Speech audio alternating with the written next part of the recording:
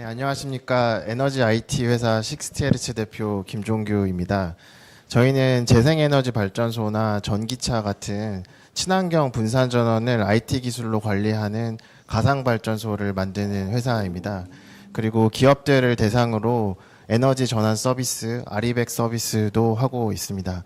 2023년도 CES에서 스마트 에너지 지속 가능성 분야 혁신상을 수상하였고, 작년에는 인도 태평양 경제 프레임워크가 선정한 100대 기후테크 스타트업이기도 합니다. 저는 오늘 두 가지 말씀드리려고 하는데요. 첫 번째는 미래 세대입니다. 에너지 전환이라고 하는 것은 사실 세대 간 불평등 문제와 매우 긴밀하게 연결되어 있습니다. 재생에너지 발전은 초기에는 투자 비용이 들지만 한번 건설하고 나면은 연료비도 들지 않고 탄소 배출도 나오지 않기 때문에 사실 미래 세대가 집중적으로 혜택을 보게 되는 것입니다. 독일 같은 경우에는 2030년까지 재생에너지 발전 비중을 80%로 하겠다고 하였는데, 만약 이 계획이 잘 실행이 된다고 하면은 2035년 무렵에 독일 세대는 초기 투자 비용도 모두 회수되고 햇빛과 바람만 있으면은 친환경 에너지가 생산되는 막대한 청정 에너지 인프라를 상속받게 됩니다. 반면에 우리가 지금 에너지 전환을 재생에너지 중심으로 결심하지 않는다면 우리는 미래 세대에게 의무를 남겨주게 됩니다.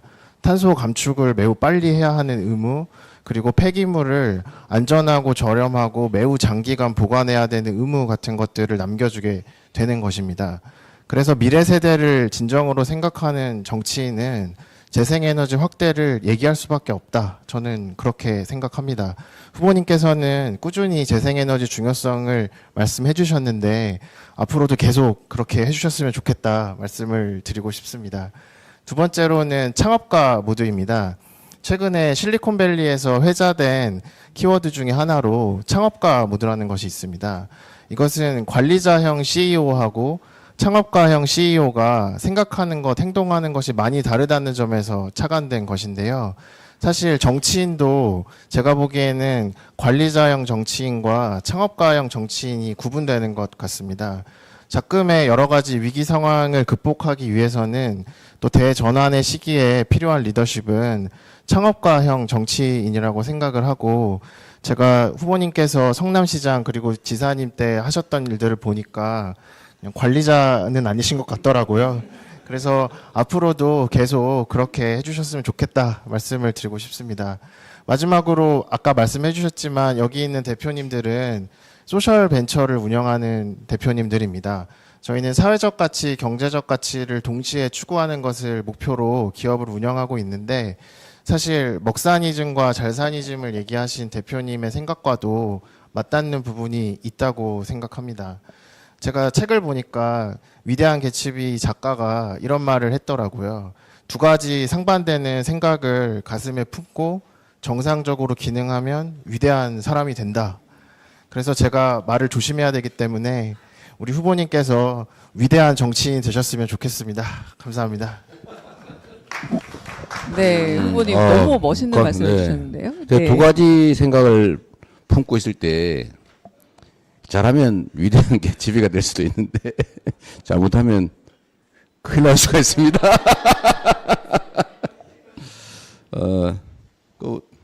그 얘기는 한번 해주시겠어요? 가상 발전소를 연구, 운영 뭐 이런 걸 하시는가 본데, 그 일부에서 전기가 재생 전기가 따로 있고 원전 전기 따로 운영되는 줄 아는 사람들이 있어요. 나중에 좀 설명 한번 해주세요. 제가 하면은 또 거짓말을 해볼 가능성이 있어서. 한번 먼저 하시죠. 전기란 다 섞이는 거다. 그리고 여기가 아리백 건물인데, 제가 들어오면서 물어봤거든요. 이거 자체 생산으로 도저히 이걸 다 감당이 안 될 텐데, 그래 어떻게 재생에너지 100% 건물이라고 할 수 있냐. 근데 탄소 배출권을 구매해서 하고 있다는 건데, 이제 요 얘기를 하면 일부에서 그 전기가 재생에너지인지 아닌지 어떻게 하나 이럴 가능성이 있잖아요. 그것도 간단히 설명 한번 해주십시오. 간단히 설명하기가 굉장히 어렵지만 한번 해보겠습니다. 아니, 이해하기 그분도 이해할 수 있게. 네, 일단 전기라고 하는 것은 기본적으로 빛의 속도로 움직이는 것이고 저장이 되는 것이 아닙니다. 그러다 보니까 말씀하신 것처럼 석탄화력, 원자력, 재생에너지, 전기를 물리적으로 구분하는 것은 불가능하고 생산 위치를 추적을 해서 어떤 발전원으로부터 전기를 공급받는지 상호 인정하는 형태로 전기 거래가 이루어지고 있습니다. 그래서 말씀하신 것처럼 원자력 따로, 재생에너지 따로 그렇게 전기가 있는 것이 절대로 아니고 빛의 속도로 움직이는 전기라는 것의 특성을 이해하지 못한 데서 오는 오해다 말씀을 드리고 싶고요. 그리고 재생에너지를 거래하는 방식은 국제적으로 크게 4가지 방식이 있습니다. 가장 쉬운 거는 발전소를 직접 짓는 게 있겠고, 두 번째로는 발전소랑 직접 계약하는 방식이 있고, 그리고 세 번째로는 재생에너지 공급 위치를 추적을 해서 인증서 거래를 하는 방식 같은 것들이 있습니다. 마지막으로 한국전력이 마련한 녹색요금제를 이용한 방식이 있습니다. 모든 글로벌 기업들은 이 4가지 재생에너지 조달 방식을 조합을 해서 아리백을 하고 있고, 한국도 이 4가지 방식을 조합을 해서 기업들이 아리백을 하는 것입니다. 따라서 이러한 거래 방식이 발생하게 된 이유를 잘 생각을 해보면 아까도 말씀드린 전기라는 것의 물리적 특성으로 인해 거래 방식이 그렇게 생길 수밖에 없는 것인데, 마치 이것을 오도해가지고 원자력 발전소로부터 전기선을 뽑아서 이 건물에 꼽아야 된다, 재생에너지 발전소로부터 전기선을 뽑아서 이 건물에 꼽아야 된다, 그런 식으로 생각하시는 분들이 있는데 그것은 잘못 생각하고 계신 것이고 무지의 결과다, 이렇게 말씀드릴 수 있습니다. 제가 이제 정치를 하는 사람이니까 더 간단하게 이 또 단순화하면 또 그걸 꼬투리 잡을 가능성이 있는데, 검수하면 제가 예를 한번 들어볼게요. 수돗물은 한강물을 원수로 한 수돗물 또는 그 금강을 원수로 하는 수돗물이 계통이 달라, 그죠? 수온이 달라. 그래서 이거 물이 다릅니다.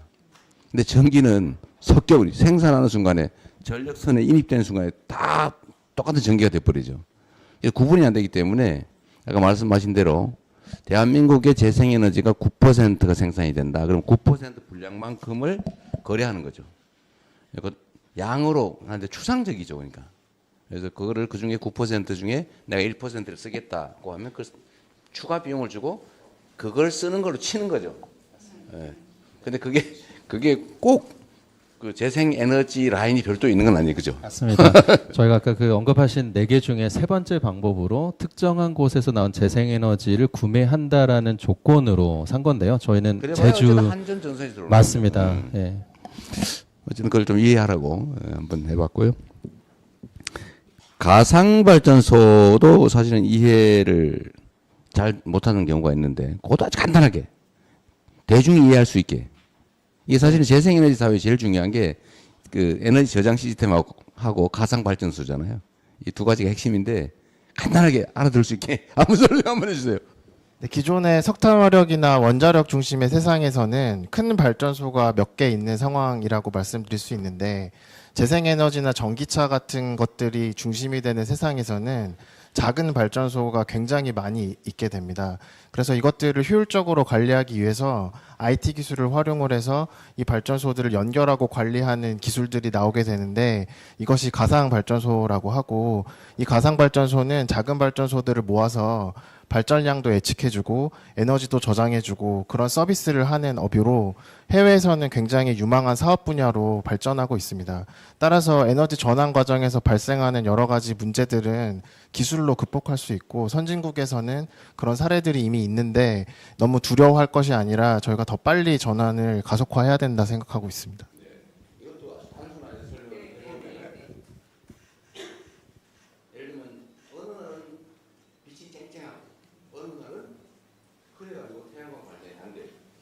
어느 날은 바람이 많이 불고 어느 날은 누구에 이제 태풍이 불어가지고 풍력파가 이런 게 세우는 경우가 있어요.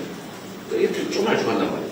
이거를 다 예측을 해가지고 태풍이 시작된다. 그러면 저기 태양광 발전도 어떻게 될 것 같다. 예측을 해가지고 그러면 화력 발전소를 잠깐 가동하자. 이런 걸 자동으로 조절을 해주는 거예요. 그 가상 발전소 맞습니까? 맞습니다. 그리고 제가 독일에서 좀 살다 왔는데 그때 유럽에서 재밌는 일이 하나 있었습니다. 무슨 일이 있었냐면은 일식이 있었습니다. 네, 일식이 있었는데 일식이라고 하는 거는 유럽 전역의 태양광 발전소가 동시에 꺼지는 극한적인 상황이지 않습니까? 근데 그때도 유럽에서는 블랙아웃 같은 게 발생하지 않았습니다. 따라서 미리 대비하고 관련 산업이 육성이 되고 서비스가 준비가 되면은 이런 문제들은 극복할 수 있는 문제인데 너무 과장된 위기를 조장하는 그런 것들이 있는 것 같습니다.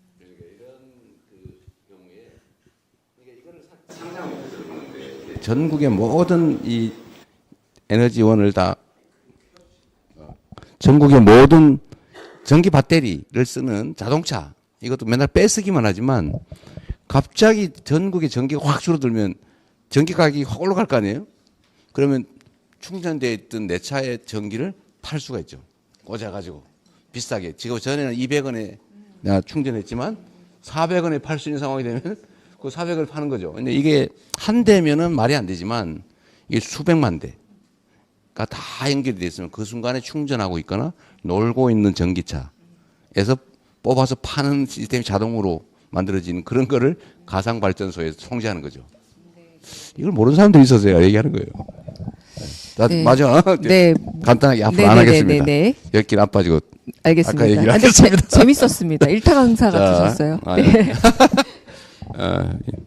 일단은 지금 말씀하신 것 중에 미래 세대에게 빚을 넘기지 말아야 된다. 이건 진짜 중요한 개념 같아요. 저는 이 생각 못 했는데, 우리가 미래 세대에게 부담을 주니까 연금도 어떻게 하자 이런 논란들이 있잖아요. 뭐, 그 훌륭한 문제 지적인데, 원자력 발전소 같은 시스템에 과도하게 의존하게 되면 이제 그 폐기물을 다 후손에게, 그 다음에 그 부담을 다 넘기는 거잖아요.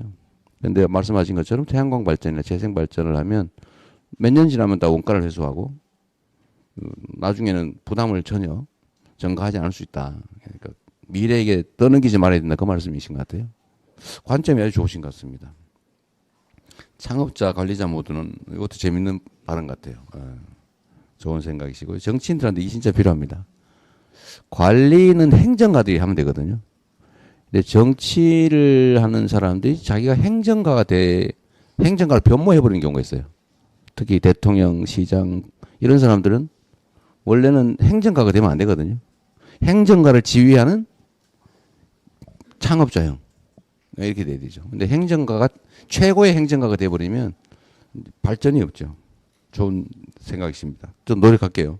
그렇게 봐주시니 감사드리고요. 개츠비 네, 좋은 말씀. 네. 네. 피츠제럴드의 말씀을 인용하신 걸로, 네, 개츠비가 아니라, 네, 네, 문학 전공이다 보니까, 네, 개츠비를 쓴 피츠제럴드의 말이다. 왜냐하면 개츠비는 결론이 안 좋아서 저는 네, 피츠제럴드의 말만 듣겠습니다.